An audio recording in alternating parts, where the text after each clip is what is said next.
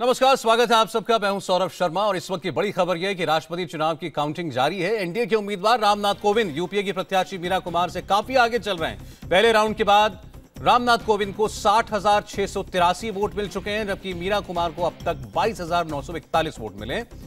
आंध्र प्रदेश से रामनाथ कोविंद को 27,189 वोट मिले। मीरा कुमार को एक भी वोट नहीं मिला है।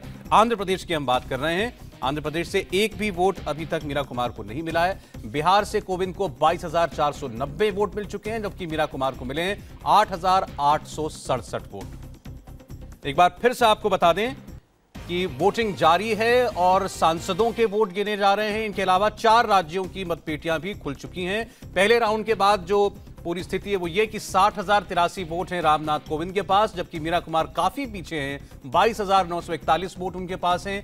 आंध्र प्रदेश की मतपेटी खुल चुकी है, जिसमें से 27,189 वोट रामनाथ कोविंद को जा चुके हैं। मीरा कुमार को इनमें से अभी तक एक भी वोट नहीं मिला। जितने मत काउंट किए गए हैं, जितने बैलेट पेपर देखे गए हैं, उनमें से एक भी वोट नहीं है।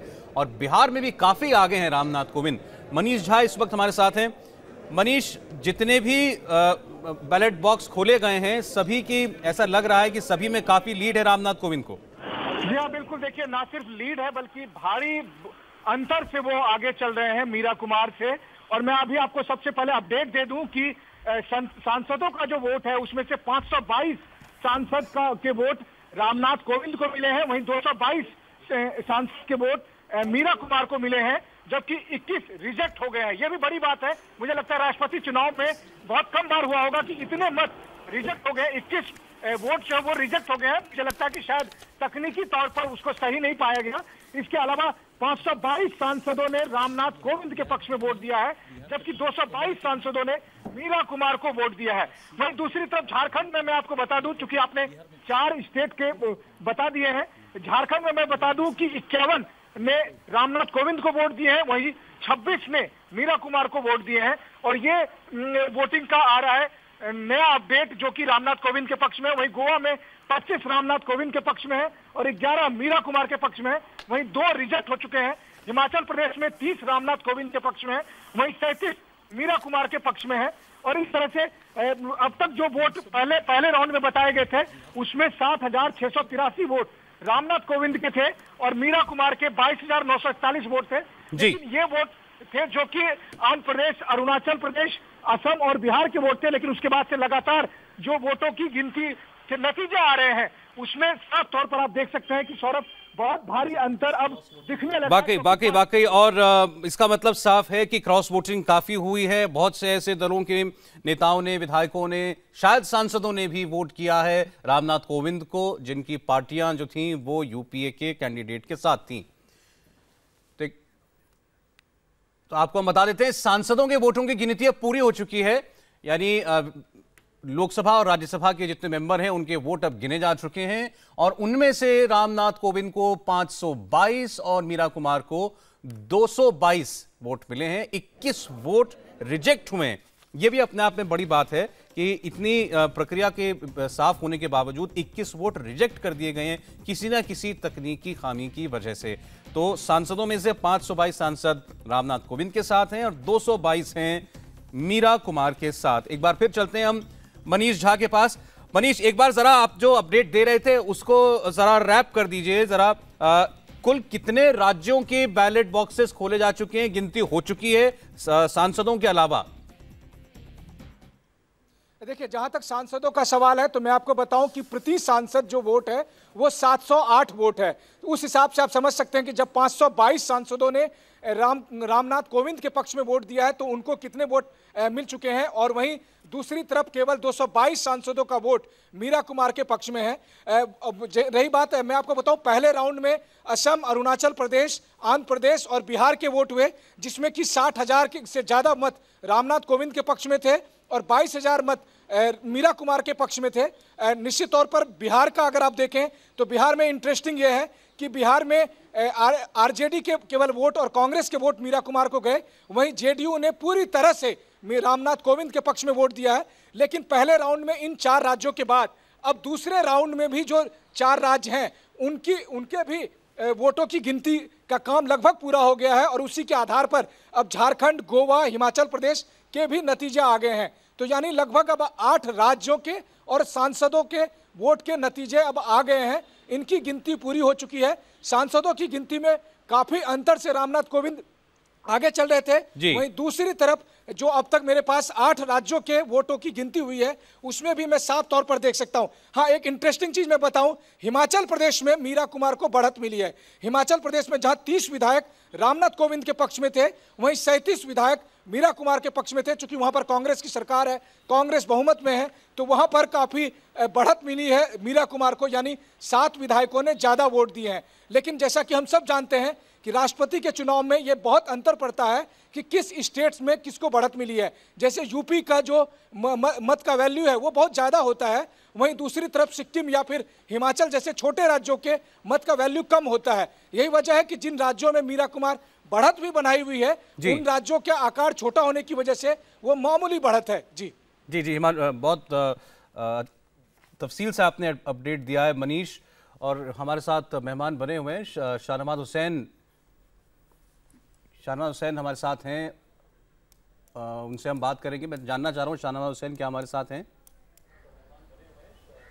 जी अच्छा, अभी फिलहाल नहीं है हमारे साथ, वो थोड़ी देर में वो ज्वाइन करेंगे। एनके सिंह साहब, क्या बताता है ये आंकड़ा आपको? 60 और 60,000 23,000 एक तरफ। हाँ देखिए, अगर इसको आप इस तरह देखें कि 1:3 का रेशियो है, तो 66 और 33 ये मान सकते हैं आप, बल्कि 75 और 25 मान सकते हैं 3:1 का। लेकिन अभी ये देखने लायक नहीं होगा। बिहार में देख रहा हूं एक चीज मुझे जो चौंका रही है, टोटल वोट वैल्यू बिहार का 42,071 है। मुझे ताज्जुब हो रहा है कि जो अभी तक आप आंकड़े दे रहे हैं, उन आंकड़ों को देखने के हिसाब से बहुत स्पष्ट दिखाई दे रहा है कि 30,000 ही टोटल आंकड़े हुए, तो क्या बाकी वोट इनवैलिड हुए? मुझे अभी लग रहा है कि कहीं कंप्लीट नहीं हुआ है, क्योंकि बिहार के जो आप आंकड़े दिखा रहे हैं उसमें 22,000 आप दिखा रहे हैं रामनाथ कोविंद को और 8,000 दिखा रहे हैं मीरा कुमार को, तो ये टोटल 30,000 हुए। जबकि बिहार का वोट वैल्यू 42,000 है, क्योंकि एक वोट का जो कीमत है वो 173 की बात कर रहे हैं आप, या पार्लियामेंट वाला है? असेंबली की, लोकसभा राज्यसभा तो हो गया, असेंबली का मैं देख के बता रहा हूं कि ये कहीं ना कहीं मुझे लगता है कि अभी कुछ और राउंड है जिसमें कि ये कंप्लीट करेंगे, इसलिए राज्य के हिसाब से शायद चलने में दिक्कत होगी। 42,000 में अगर सिर्फ 30,000 अकाउंट फॉर हो रहा है, तो कहीं मुझे लगता है कैलकुलेशन को एक बार चेक करना पड़ेगा। हो सकता है, ये हो सकता है कि वोटिंग पूरी ना हुई हो, और ये भी हो सकता है कि वो वोट इनवैलिड हो। अगर 21 सांसद जो हैं हमारे, वो 21 सांसदों के वोट रिजेक्ट हो सकते हैं, तो असेंबलियों में तो इसकी संभावना और ज्यादा ही होगी। आप समझ लीजिए 21 सांसदों का मतलब हुआ कि अगर उनका 700 से गुणा कर दिए, 708 उनका वोट वैल्यू है और 21 सांसदों का है, और वो भी सांसद है। अगर सांसद भी वोट नहीं दे पा रहा ठीक से, तो ये बड़ा अजीब से ताज्जुब की चीज है। 15,000 का डिफरेंस लगभग समझ में नहीं आ रहा है। 15,000 का वोट पे ये जानबूझ के किया गया है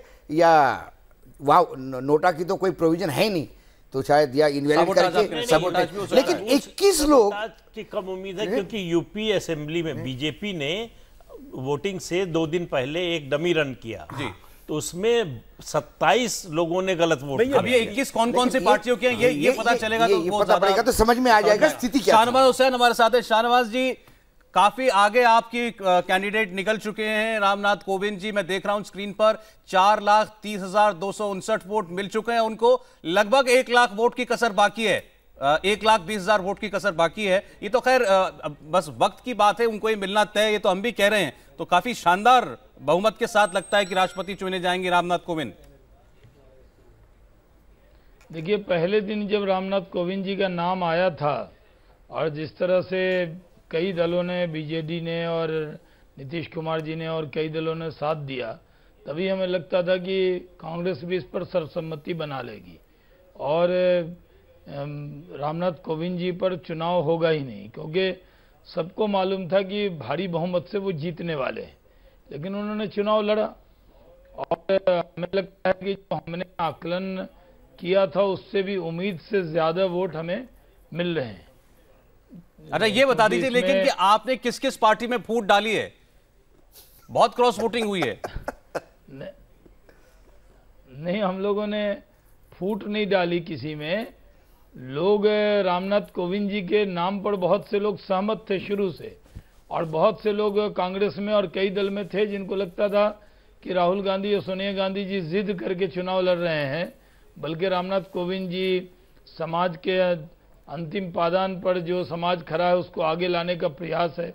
आप जानते हैं दीनदयाल उपाध्याय जी की जन्म शताब्दी है और इसमें हम लोगों ने सोचा कि एक ऐसे व्यक्ति जिनको राष्ट्रपति बनाना चाहिए, उसमें बहुत से लोगों का साथ था।